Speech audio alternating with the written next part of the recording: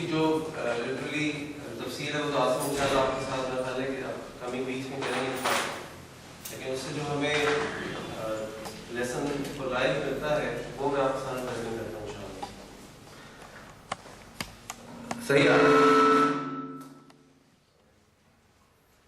صحیح احادیث میں آتا ہے کہ حضرت عمر بن عاص رضی اللہ عنہ جنہوں نے 7 ہجری یعنی مدینہ میں جانے کے بعد مدینہ کے 7th ایئر میں اسلام قبول کیا، اور رسول اللہ صلی اللہ علیہ وسلم نے ان کو مسلمانوں کے ایک فوج کا کمانڈر ان چیف بھی بنایا، اور اس فوج کے اندر یعنی ان کی کمانڈ کے اندر ابو بکر صدیق رضی اللہ عنہ بھی تھے اور فاروق رضی اللہ عنہ بھی تھے، یعنی عمر بن عاص رضی اللہ عنہ کو اللہ تعالیٰ اللہ کے رسول صلی اللہ علیہ وسلم نے اتنی ہائی پوزیشن دی کہ وہ اتنے بڑے بڑے صحابہ کو بھی ڈومینیٹ کر رہے تھے۔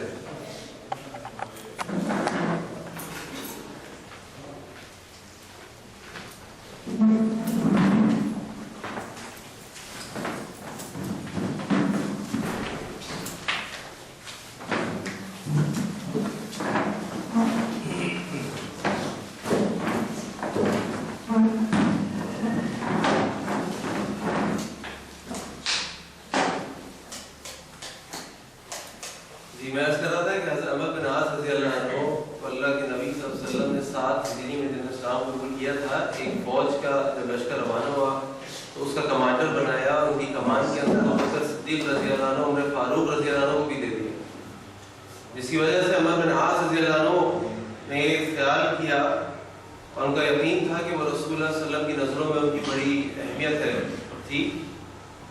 تو ایک دفعہ انہوں نے رسول اللہ صلی اللہ علیہ وسلم سے عرض کیا کہ اللہ کے رسول صلی اللہ علیہ وسلم یہ بتائیے کہ آپ کو کون سب سے زیادہ پسند ہے؟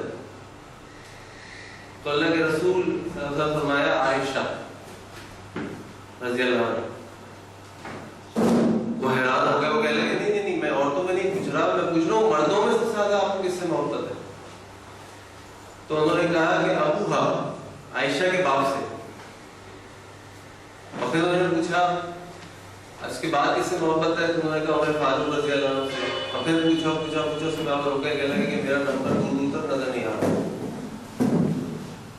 تو اس انسیڈنٹ سے جو ہمیں لیسن ملتا ہے وہ یہ ہے کہ رسول اللہ صلی اللہ علیہ وسلم اپنی بیوی عائشہ رضی اللہ عنہ کو اتنے بڑے مقام پہ رکھتے تھے کہ انہوں نے اس بات کا وہ نہیں کیا کہ میں لوگوں کے سامنے بیٹھا ہوں اور میں ایک مرد سے بات کر رہا ہوں، اس کے سامنے میں بولوں کہ میں سب سے زیادہ مجھے اپنی بیوی سے محبت ہے، بلکہ اللہ کے رسول صلی اللہ علیہ وسلم نے اس کو ایکسپریس کیا اور بتایا کہ ہاں، اور جب مردوں میں بھی نام لیا تو اس کو بھی اپنی بیوی سے لے کے کہا کہ ابوہا، اس کا باپ یعنی عائشہ کا باپ۔ یہ بھی بول سکتے تھے ابو بکر صدیق، لیکن انہوں نے کہا کہ ابوہا۔ تو اسلام میں اپنی یہ لو، یہ افیکشن اپنی بیویوں کے ساتھ، مرد کی عورت سے مرد سے، یہ بالکل ایک جائز جذبہ ہے جس کا اظہار ہم دیکھتے ہیں ابھی انشاءاللہ ہم جو جرنی کریں گے انشاءاللہ 1 گھنٹے کی، اس میں ہم دیکھیں گے کس طرح اللہ کے رسول صلی اللہ علیہ وسلم نے اپنی بیویوں کے ساتھ معاملات کیے۔ اچھا، آگے بڑھنے سے پہلے میرا ایک سوال ہے، سوال یہ ہے کہ بتائیے کہ آپ لوگوں میں سے کس کس نے اپنی زندگی میں محبت کی ہے؟ وہ ہاتھ اٹھا لیں۔ آپ پوچھیں کس کس نے نہیں کی؟ نہیں، میں پوچھ رہا ہوں کس کس نے محبت کی؟ جنہوں نے اپنی زندگی میں محبت کی وہ ہاتھ اٹھا لیں۔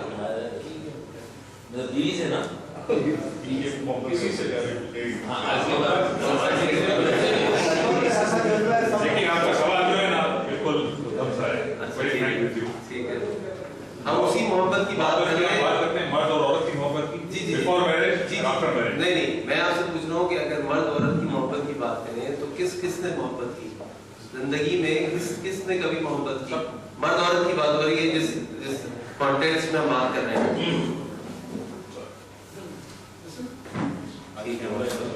یعنی ابھی بھی آپ دیکھیں کہ بہت سارے میرڈ لوگ ہیں جنہوں نے ہاتھ نہیں اٹھایا۔ نہیں، شرما رہے۔ اسلام جو محبت کا ہمیں کانسیپٹ دیتا ہے وہ دیتا ہی شادی کے بعد۔ شادی سے پہلے کا ہاتھ نہیں اٹھایا۔ اصل محبت نہیں شادی سے پہلے، اس کے سے پہلے تو سب فیری ٹیل ہے، سب اچھا ہے، خالی मैदानी पिच है, बैट्समैन के हाथ में बैट है, बल्ला घुमाने जहाँ चाहे घुमाने, लेकिन जब मैच शुरू होता है तो पता चलता है कि पिच के अंदर कितनी जान है, बॉल का बाउंस कैसा है, हवा कैसी चल रही है, और फिर जब वो नरम गरम सख्ती नरमी मोहब्बत सब चलता है तो फिर पता चलता है कि मोहब्बत कैसे चल रही है। अच्छा, यूजुअली मेरी प्रैक्टिस ये है कि मैं कभी ये टॉपिक पे बात करता हूँ तो मेरी कोशिश ये होती है कि मर्दों से सिर्फ जब बात की जाए जब खाली मर्दों औरतें ना सुने, और जब औरतों को बताया जाए कि how to be an outstanding wife तो फिर खाली औरतें हो मर्द ना हो, क्योंकि हमारी टेंडेंसी ये है कि हम सबको अपनी अपनी हुकूक की तो फिक्र होती है लेकिन अपनी अपनी जिम्मेदारियों को भूल जाते हैं। तो जब हमें बात पता चलती है तो हम देखते हैं कि क्या मेरी बीवी मेरे साथ ये कर रही है जो अल्लाह के रसूल ने बताया या अल्लाह ने बताया, या बीवी सोचती है देखें अल्लाह के रसूल क्या करते थे, क्या आप मेरे साथ ये कर रहे हैं। तो फिर क्या होता है कि एक दूसरे को पे ब्लेम गेम स्टार्ट हो जाता है। लेकिन चूंकि यहाँ सिस्टर्स भी हैं माशाल्लाह, और मैं दोनों की बातें सामने रखूंगा थोड़ी थोड़ी, लेकिन मैं बड़ा फर्मली बिलीव करता हूँ कि जो चाबियां हैं सारे मामले की मर्द के पास।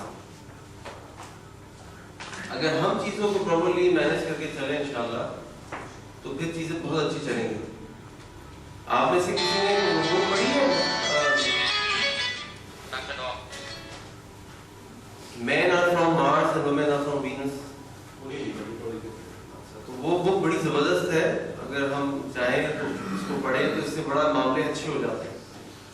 क्योंकि होता क्या है कि उसमें बताया ये कि अगर आप मर्द जो थे वो मार्स में रहते थे, औरतें वीनस में रहती थी, मार्स वालों की नेचर बिल्कुल डिफरेंट थी, वीनस वालों की नेचर बिल्कुल डिफरेंट थी। दोनों ने मार्स उड़ के किसी दिन वीनस में पहुंच गए, फिर दोनों डिसाइड किया, उनको अर्थ नजर आई, वो अर्थ में पहुंच गए। शुरू में तो उनको पता था कि मैं मार्स से हूँ मर्दों को, और औरतों को मैं वीनस से हूँ, तो दोनों को पता था हम दोनों की सारी फिजियोलॉजी में साइकोलॉजी में डिफरेंसेस हैं।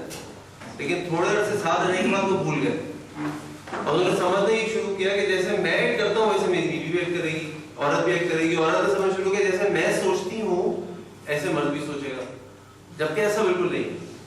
अल्लाह ताला ने दोनों की साइकोलॉजी बिल्कुल डिफरेंट बनाई है।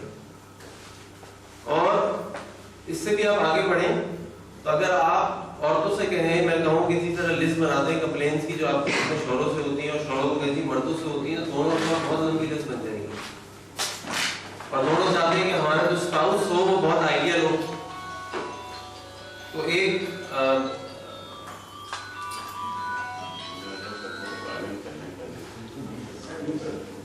साइलेंस करना तो बहुत अच्छा रहेगा।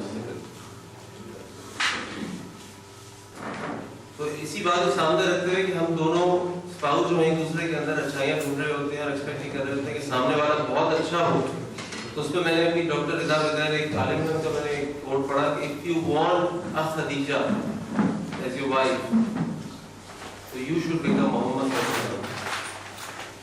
And your wife wants Mohammad सल्लल्लाहु अलैहि वसल्लम एज अ हस्बैंड तो शी शुड बिकम खदीजा रज़ियल्लाहु अन्हा। तो दोनों उस लेवल पे आए तो फिर एक्सपेक्ट भी करें कि हम यही चीज एक्सपेक्ट करें। और आगे बढ़ते हैं, देखें कि रसूलुल्लाह सल्लल्लाहु अलैहि वसल्लम ने अपनी बीवियों के साथ कितना मामला और कैसा मामला फरमाया था। तो रसूलुल्लाह सल्लल्लाहु अलैहि वसल्लम अपनी बीवियों के साथ इंतहा से ज्यादा मोहब्बत फरमाते थे। और रसूलुल्लाह सल्लल्लाहु अलैहि वसल्लम के पास एक दफा जिब्राइल अलैहिस्सलाम आए, उन्होंने कहा, वहां आयशा रज़ियल्लाहु अन्हा बैठी हुई थी। जिब्राइल अलैहिस्सलाम ने रसूलुल्लाह सल्लल्लाहु अलैहि वसल्लम से फरमाया कि आप आयशा को सलाम कह दीजिए। तो रसूलुल्लाह सल्लल्लाहु अलैहि वसल्लम ने हज़रत आयशा को कहा कि या आइश यक़रा जिब्राइल अलैहिस्सलाम, ए आइश जिब्राइल को सलाम कह रहे हैं। उनका नाम आयशा था लेकिन रसूलुल्लाह सल्लल्लाहु अलैहि वसल्लम ने उनको प्यार से बोला आइश। तो बीवी के साथ मोहब्बत का एक अंदाज जो हमें सुन्नत से मिलता है ये है कि बीवी के अच्छे अच्छे नाम रखे जाएं। इसी तरह बीवी को भी अपने शौहर के अच्छे अच्छे नाम रखे जाएं। और आप ये एक्सपीरियंस करेंगे कि अगर कभी कोई नाराजगी चल रही हो, कोई लड़ाई चल रही हो, कोल्ड वॉर चल रही हो, तो अगर आप इस प्यार भरे नाम से अपनी बीवी को बुलाएं, बीवी शौहर को बुलाएं, तो मामला कितना जल्दी कूल डाउन होना शुरू हो जाता है। इसी तरीके से रसूलुल्लाह सल्लल्लाहु अलैहि वसल्लम अपनी बीवियों के साथ ये मामला फरमाते थे कि जिस अम्मा आयशा फरमाती हैं कि जिस बर्तन के हिस्से से मैं उठा के खाना खाती थी रसूलुल्लाह सल्लल्लाहु अलैहि वसल्लम भी उसी बर्तन से खा लेते थे। लेकिन ऐसा नहीं खाते थे कि उसी ग्लास से पी लिया, बल्कि उसी जगह گلاس پہ منہ لگاتے تھے، اپنے ہونٹ مبارک رکھتے تھے جس جگہ اما عائشہ رکھتی، جس گوشت کے حصے سے اما عائشہ کھاتی تھیں اسی جگہ جہاں اما عائشہ کے دانتوں کے نشان ہوتے تھے اسی جگہ نبی صلی اللہ علیہ وسلم اٹھا کے کرتے تھے، اپنے دانت اسی طرح لگاتے تھے. اور ریزن کیا تھا کہ ایکسپریس کریں کہ دیکھو میں تم سے کتنی محبت کرتا ہوں اور میں تمہیں کتنا چاہتا ہوں، کتنا خیال کرتا ہوں. اسی طرح اما عائشہ فرماتی ہیں کہ جب رسول اللہ صلی اللہ علیہ وسلم ایک دفعہ میرے پاس آئے اور انہوں نے جب بھی گھر سے نکلتے تھے اور آتے تھے تو سب سے پہلے مجھے بوسہ دیتے تھے. اور ایک دفعہ میرے پاس آئے اور مجھے بوسہ دینے لگے تو میں نے رسول اللہ صلی اللہ علیہ وسلم سے بوسہ ہو سکتا ہے کہ بہت سارے لوگوں کو نہ پتا ہو، بوسے سے مراد ہوتی ہے کس کرنا. تو جب وہ رسول اللہ صلی اللہ علیہ وسلم کے پاس آئے بوسہ دینے کے لیے تو عائشہ نے کہا انی صائمۃ ہوں، میں روزے سے ہوں. تو اللہ کے رسول نے فرمایا کہ انی صائم نہیں تھا، میں بھی روزے سے ہوں. اب ضروری نہیں ہے کہ یہ جو کس ہے، جو بوسہ ہے، یہ کسی ارج کی بنا پر ہو، بلکہ just to show and express her love to her, his love to her, انہوں نے یہ بوسہ دیا عائشہ. تو یہ جیسچرز ہیں جو رسول اللہ صلی اللہ علیہ وسلم استعمال کرتے تھے اپنی بیویوں کو ایکسپریس کرنے کے لیے کہ کس طرح محبت کرتے ہیں، کس طرح محبت کی جائے. اسی طریقے سے رسول اللہ صلی اللہ علیہ وسلم جو ہے وہ اپنی بیویوں کی غلطیوں کو معاف کرتے تھے. ان کو پتا تھا کہ عورت، اور رسول صلی اللہ علیہ وسلم نے فرمایا کہ عورت جو ہے استوصوا بالنساء خیرا، عورتوں کے ساتھ بڑا اچھا معاملہ کرو. تو اللہ تعالیٰ نے ان کو پسلی کی ہڈی سے بنایا. پسلی کی جو ہڈی ہوتی ہے وہ ٹیڑھی ہوتی ہے. اب یہ اس لیے نہیں کہ ان کی کوئی تضحیق کرنی ہے یا ان کو ڈیگریڈ کرنا ہے، بلکہ اس لیے کہ ان کا نیچر بیان کیا جائے اور اس میں ہم سوچیں کہ عورتوں کو عادت ہوتی ہے اپنی فیلنگس کو ایکسپریس کرنے کی اور شکوے شکایت کرنے کی. اور جب وہ شکوہ شکایت کرتی ہے تو اس کا مطلب یہ نہیں ہوتا کہ وہ شکوہ شکایت کرتی ہے، بلکہ وہ چاہتی ہے کہ اس کو امپورٹنس دیں. تو رسول اللہ صلی اللہ علیہ وسلم کو یہ بات پتہ تھی، اس لیے جب ان کی بیوی کو غصہ آتا تھا یا وہ کسی بات پہ کچھ بات کہتی تھی تو رسول اللہ صلی اللہ علیہ وسلم اگنور کرتے تھے. ایک دفعہ رسول اللہ صلی اللہ علیہ وسلم کسی سفر پر جا رہے تھے اور اما صفیہ رضی اللہ عنہا بھی سفر میں تھی، ام المومنین. تو سفر میں جب گئیں تو ان کو جو اونٹ ملا وہ اونٹ کسی وجہ سے سلو ہو گیا اور پیچھے چلنے لگا قافلے سے. رسول اللہ صلی اللہ علیہ وسلم جو ہے وہ تھوڑی دور پیچھے آئے اور انہوں نے اما صفیہ کو دیکھا کہ وہ پیچھے رہ گئی ہیں. اما صفیہ کے پاس گئے تو اما صفیہ رونے لگی، کہنے لگی آپ نے مجھے خراب روک دیا، آپ نے مجھے کیوں ایسا روک دیا کہ میں پیچھے رہ گئی سب سے، اور رونے لگی. اب دیکھیں میں اگر اس جگہ ہوتا تو میں کہتا بھائی مجھے تھوڑی پتا تھا یہ اونٹ جو ہے وہ سلو ہو جائے گا آگے چل کے، یہ اس اونٹ کے اندر کوئی اور مسئلہ ہو جائے گا. لیکن اللہ کے رسول صلی اللہ علیہ وسلم نے کوئی ایکسپلینیشن نہیں دی، بلکہ کیا کیا کہ جب اما صفیہ رونے لگی تو رسول اللہ صلی اللہ علیہ وسلم کی آنکھوں سے آنسو پوچھے اپنے ہاتھوں والے. سوچیں کہ ہماری بیوی رو رہی ہو اور اس نے ہم پہ خواہ خواہی کوئی بلیم کر دیا ہو، لگا دیا ہو، اور ہم ہی خود جا کے اس کے آنسو پوچھیں کہ نہیں اچھا کوئی بات نہیں انشاءاللہ نیکسٹ ٹائم نہیں ہوگا. یعنی نہ صرف یہ کہ اس بلیم کو ایکسیپٹ کیا جائے بلکہ پھر اس بلیم کو ایکسیپٹ کرنے کے بعد جو غلطی نہ بھی ہے اس کو بھی ایکسکیوز کر لیا جائے اور اس پر بھی اتنے اچھے طریقے سے جواب دیا جائے. ایک دفعہ رسول اللہ صلی اللہ علیہ وسلم اپنے صحابہ کرام کے ساتھ بیٹھے ہوئے تھے اور کھانے کا موقع تھا. حضرت عائشہ رضی اللہ عنہا کے گھر پہ تھے تو ان کی ٹرن تھی. ام سلمہ رضی اللہ عنہا نے ایک کھانا بنایا، کھانا بنا کے غلام کے ہاتھوں بھیج دیا کہ اللہ کے رسول صلی اللہ علیہ وسلم کے سامنے پیش ہو جائے، اللہ کے رسول صلی اللہ علیہ وسلم کھا لیں. اما عائشہ کو غصہ آ گیا، یہ نمبر بڑھا رہی ہے، ٹرن میری ہے، خاطر کرنے کا حق میرا ہے اور یہ کھانا بھیج رہی ہیں. تو رسول اللہ صلی اللہ علیہ وسلم اپنے صحابہ کے ساتھ کھانے کی جگہ پر بیٹھے ہوئے ہیں، کھانا سامنے رکھا ہوا برتن میں. اما عائشہ آئیں اور کھانے کے برتن کو اٹھا کے پھینک دیا اور ٹوٹ گیا کھانے کا برتن. سوچے ذرا، ہم بیٹھے ہوئے ہوں، ہمارے دوست بیٹھے ہوئے ہوں، کھانا سرو ہو جائے، کسی وجہ سے ہماری بیوی کو غصہ آئے اور وہ ہمارے دوستوں کے سامنے بیڈ روم میں آ جائے اور اٹھا کے کھانے کے برتن پھینک دے، کیا کریں گے بتائیے؟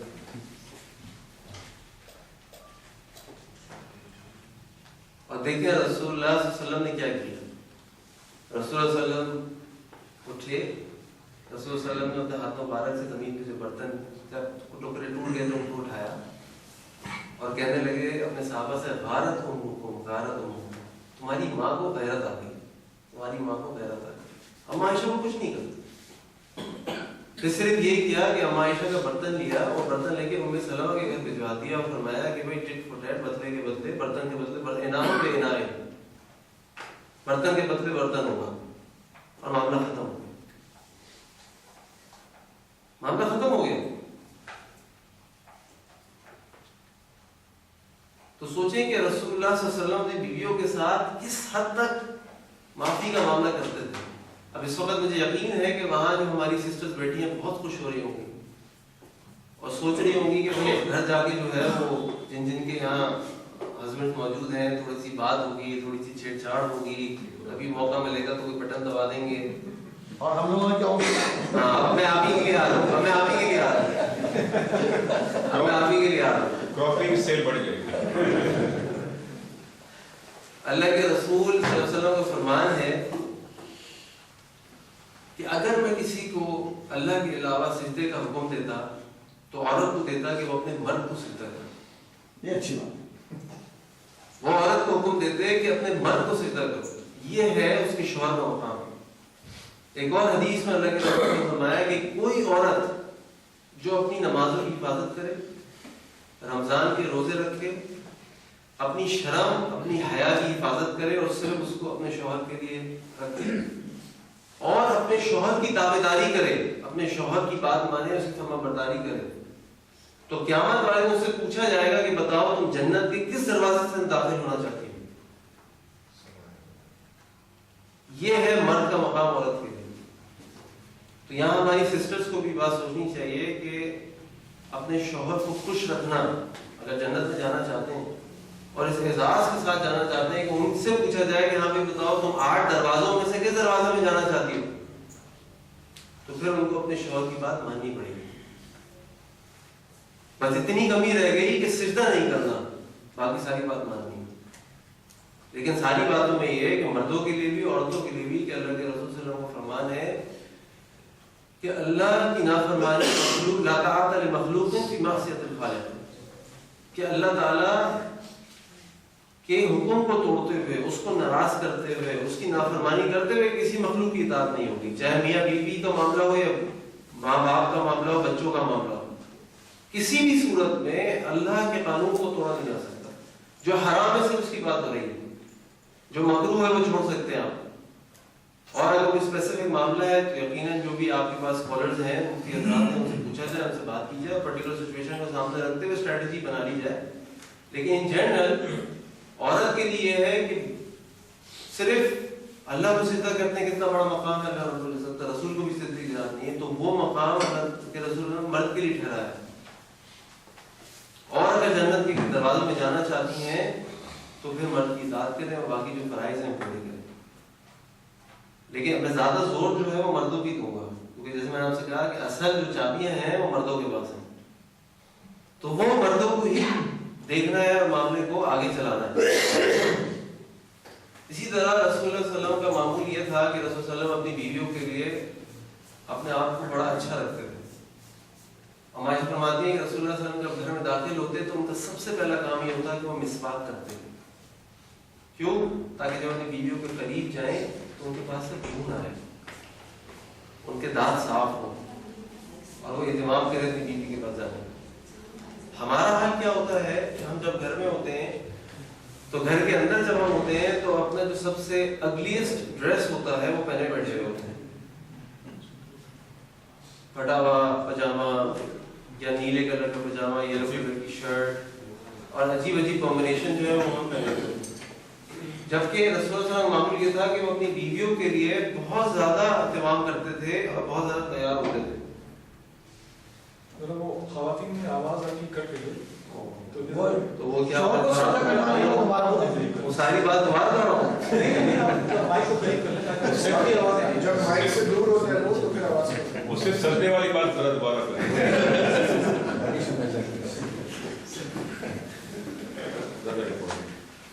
ابھی صحیح ہے, چیک کر لیں, پھر ٹائم ختم ہو جائے گا. پھر قریب قریب رکھیں. قریب کر لیں, قریب کر لوں جی ابھی کافی ہے. ٹھیک ہے, ریکویسٹ چاہیے کہ سجدے والی بات دوبارہ کر لی جائے. اللہ کے رسول صلی اللہ علیہ وسلم کا یہ حدیث ہے کہ اللہ کے رسول فرمایا ہے کہ اگر اللہ کے علاوہ کسی کو سجدے کا حکم ہوتا تو میں بیوی کو حکم دیتا کہ وہ اپنے شوہر کو سجدہ کرے. یعنی وہ سجدہ جو رسول اللہ صلی اللہ علیہ وسلم کے لیے بھی جائز نہیں ہے, صرف اللہ کے لیے سجدہ ہے, اس ڈگری پہ اللہ کے رسول صلی اللہ علیہ وسلم نے بیوی کو بولا کہ بھئی تم نے اپنے شوہر کا اتنا خیال کرنا. اور یہ حدیث میں دوبارہ دہراتا ہوں کہ ایک عورت کے لیے کافی ہے کہ وہ فرائض پورے کرے, 5 وقت کی نماز پڑھے, رمضان کے روزے رکھے, اپنی شرم و حیا کی حفاظت کرے اور اپنے شوہر کی اطاعت و فرمانبرداری کرے.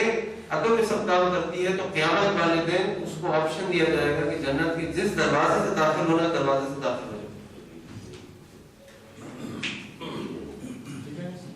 واپس مردوں میں آتے ہیں تو مردوں کے وقت بتا رہا تھا کہ اللہ کے رسول صلی اللہ علیہ وسلم کا جو معمول تھا وہ یہ تھا کہ جب اپنے گھر کے اندر داخل ہوتے تو مسواک کرتے سب سے پہلے, تاکہ اپنی بیویوں کے لیے فریش اپ ہو جائیں اور اچھے سے اچھا لگے ان کے سامنے. ہمارا معمول یہ ہے کہ ہم جب اپنے گھر میں ہوتے ہیں تو ہم اپنے اچھے کپڑوں کو اتار دیتے ہیں اور جو ہمارے خراب بیکار کپڑے ہوتے ہیں وہ پہن کے بیٹھ جاتے ہیں. اسی لیے آپ دیکھیں گے کہ اگر آپ بازار میں جائیں تو آپ کو مردوں کے اگر پجامہ سلیپنگ سوٹ چاہیے ہو تو آپ کو بہت آپشن نہیں ملیں گے. ملتے ہیں کیونکہ کلچر ہی نہیں ہے ہمارا. عورتوں کو تو ہمیں ان چیزوں کے لیے وہ کہتے ہیں ایکسکلوسیو شاپس مل جاتی ہیں, وہ بھی کم ہے اور دو لیکن مل جاتی ہیں, لیکن مردوں کے لیے آپ کو نہیں ملے گی کیونکہ ہماری پروگرامنگ کیا ہے کہ مرد کو ضرورت ہی نہیں ہے. اب تو شادی ہو گئی, اب کیا کریں گے اسمارٹ فون, اب تو شادی ہو گئی, اب کیا ضرورت ہے فٹ رہنے کی, اپنی ڈائٹ کا خیال رکھنے کی, اپنے آپ کو اچھا رکھنے کی. ہوتا ہے نا, یہی ہماری پروگرامنگ ہے سوسائٹی. تو رسول صلی اللہ علیہ وسلم کا معاملہ یہ تھا کہ رسول اللہ صلی اللہ علیہ وسلم جو ہے وہ اس طرح اپنی بیویوں کے لیے اپنے آپ کو تیار کرتے تھے. اسی طرح رسول اللہ صلی اللہ علیہ وسلم جو ہے وہ اپنی بیویوں کے ساتھ بہت زیادہ کلوز تھے اور ان کے ساتھ گیمز بھی کھیلتے تھے. ایک دفعہ رسول اللہ صلی اللہ علیہ وسلم عائشہ کے ساتھ سفر پہ جا رہے تھے. رسول اللہ کا معمول یہ تھا کہ جب بھی سفر پہ جاتے تو اپنی کسی بیوی کو ساتھ لے جاتے. تو ایک دفعہ سفر پہ جا رہے تھے, صحابہ کرام کے ساتھ پورا کاروان تھا. انہوں نے صحابہ سے کہا بھائی آگے چلے جاؤ, اور ہم عائشہ سے کہا اترو گھوڑے سے, اونٹ سے, اور دوڑ لگاتے ہیں, ریس لگاتے ہیں. اور دونوں نے ریس لگائی. اور سوچے ذرا کہ رسول اللہ صلی اللہ علیہ وسلم جب مدینہ میں تھے تو رسول صلی اللہ علیہ وسلم کی کیا ایج تھی؟ کوئی بتائے گا؟ رسول اللہ صلی اللہ علیہ وسلم ہجرت کر کے مدینہ ہے, کیا ایج تھی رسول اللہ صلی اللہ علیہ وسلم؟ 53. اور یہ جو میں آپ کو واقعہ بتا رہا ہوں 2-3 ہجری کے بعد کا ہے. تو رسول اللہ کی ایج تھی 55-56. ہم عائشہ کی کیا ایج تھی؟